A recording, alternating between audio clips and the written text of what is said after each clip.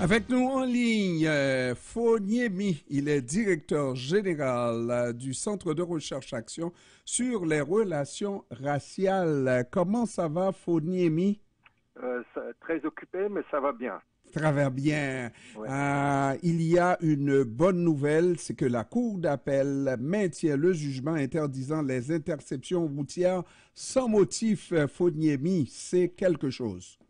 Exactement, la Cour d'appel du Québec hier a maintenu la décision de la Cour supérieure qui a déclaré que l'article 636 du Code de la sécurité routière du Québec, qui permet aux policiers d'intercepter les pratiquement tous les véhicules sur les voies publiques pour vérification et contrôle d'identité, en disant que ce genre d'article ouvre la porte de l'abus et puis à la discrimination et profilage racial. Donc, la Cour d'appel, pratiquement dans les faits, invalidé, déclare cet article-là viole les droits des personnes à l'égalité et demande au gouvernement du Québec d'agir afin de corriger euh, La les effets situation. néfastes. L'application de cet article qui crée des conséquences discriminatoires.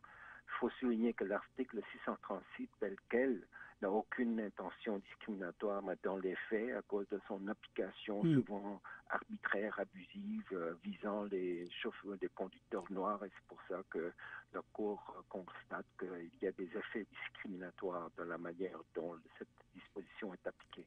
Et vous faites bien de répéter dans les faits, parce que la Cour d'appel ne refait pas le procès au complet sur les faits, mais prend le dossier avec les faits qui sont dans le dossier porté en appel et on considère que selon les faits, que le noir a beaucoup plus de chances de se faire intercepter, même ce qu'on dit, c'est un outil de travail pour la sécurité routière, etc. Mais pourquoi est-ce que c'est le plus souvent le noir qui se fait arrêter? Et c'est là où la cause de la police de Montréal est indéfendable.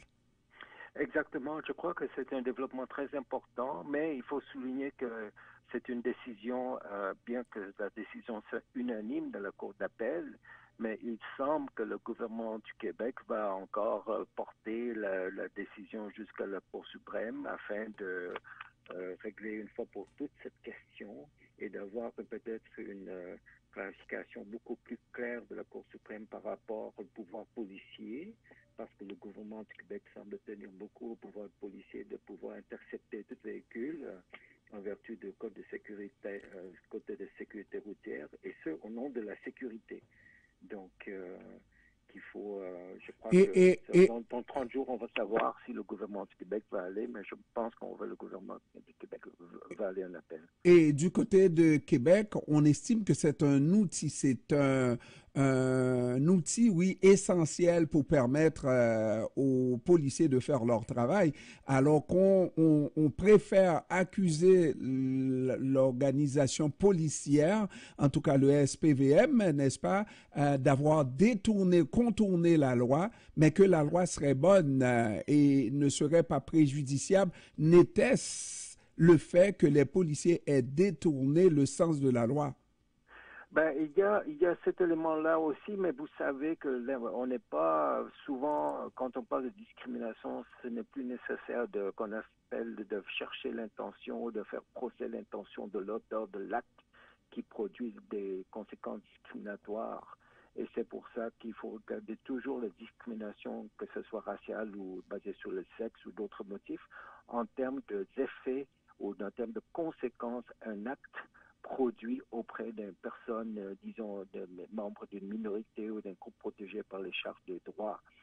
Ce qui se passe, que nous avons vu que dans plusieurs juridictions au-delà de Montréal, à travers le pays, à travers la province, il y a toujours des policiers qui utilisent cet article-là, parfois inconsciemment, pour intercepter les gens.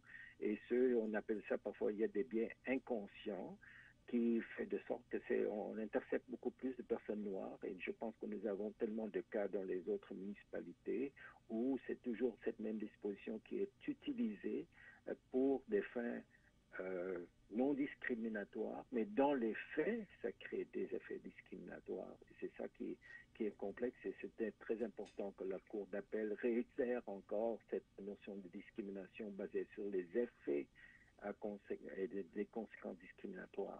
Et ce qui est littéralement incontestable et qui n'est pas contesté par le gouvernement du Québec, c'est que à Montréal, une personne noire a 4,24 fois plus de chances de se faire interpeller qu'une personne blanche et ça va augmenter à 7,91 fois dans les quartiers peu diversifiés de la métropole. Alors donc, c'est clair. Hein?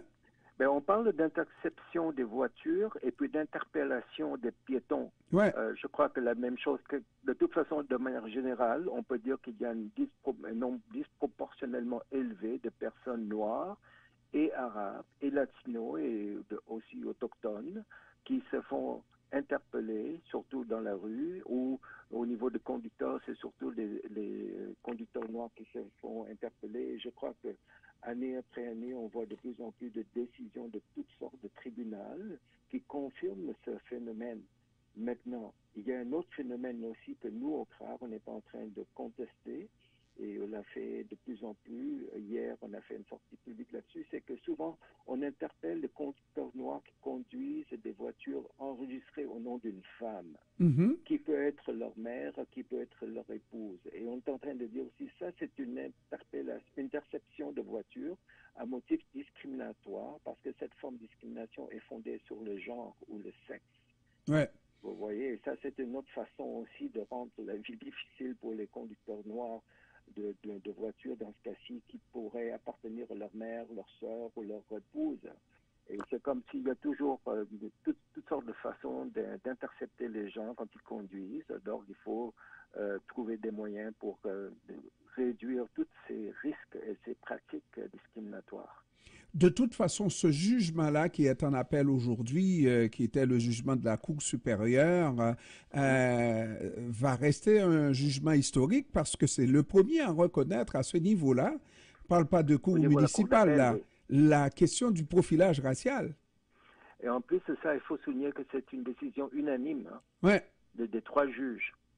Mais, comme j'ai dit tantôt, je pense que c'est presque garanti que ce dossier s'en va à la Cour suprême parce que nous sommes tenus comme pays, comme Canada à travers le pays, avec une décision de la Cour suprême en 1990 qui pratiquement dit qu'en vertu du Code de sécurité routière, les policiers ont tout le droit d'intercepter des gens pour des fins de vérification de leur papier d'identité ou pour des fins de contrôle et ce, non la sécurité. Donc, je pense que ça va prendre quelques années de plus pour que la Cour suprême tranche sur cette question, et ce, une fois pour toutes, afin d'assurer non seulement la liberté, mais aussi les droits d'égalité pour les conducteurs noirs et d'autres couleurs. Et donc, avec la possibilité, parce qu'il ne faut pas en avoir peur, que la Cour suprême fasse évoluer et établisse vraiment de manière non discriminatoire le droit des uns et des autres, surtout aussi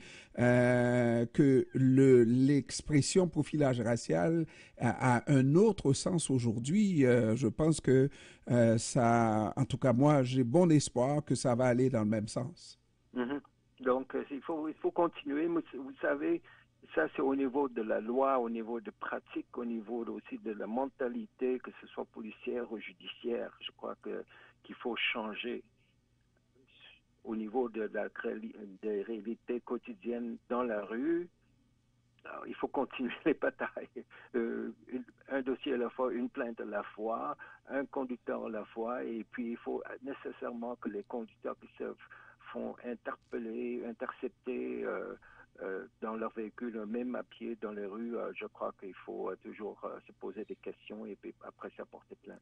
Maintenant, souvent, c'est effectivement ce qui arrive. Celui qui se fait intercepter comme moi-même, je me suis déjà fait intercepter pour toute réponse. On m'a dit, je vous croyais plus jeune. Alors là, je vous croyais plus jeune. Donc, il n'y avait aucun autre motif que mon âge, on me croyait plus jeune. Hein? Exact. Et je crois que si, comme je l'ai dit tantôt, on a beaucoup de cas de personnes qui se font intercepter parce qu'ils conduisent une voiture appartenant à une femme ou Mm. enregistrée le nom d'une femme qui peut être leur épouse, parce que vous savez maintenant, les couples et les conjoints ne portent plus le même nom de famille de l'homme. Donc, il y a toujours ce genre de questionnement et il semble que ça arrive beaucoup plus souvent quand il est question de conducteurs noirs.